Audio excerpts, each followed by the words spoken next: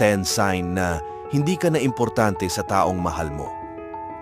1. Hindi ka na sinasama sa mga pamilya o kaibigan niya. 2. Nawawalan na kayo ng regular na komunikasyon o bonding moments. 3. Hindi na siya interesado sa mga bagay na dati importante sa inyong relasyon. 4. Hindi na niya pinapansin o pinapahalagahan ang iyong mga nararamdaman. 5. Madalas siyang abala o may ibang mga bagay na mas pinahahalagahan kaysa sa inyong relasyon. 6. Wala ng effort sa pagpapakita ng pagmamahal o pag-aalaga.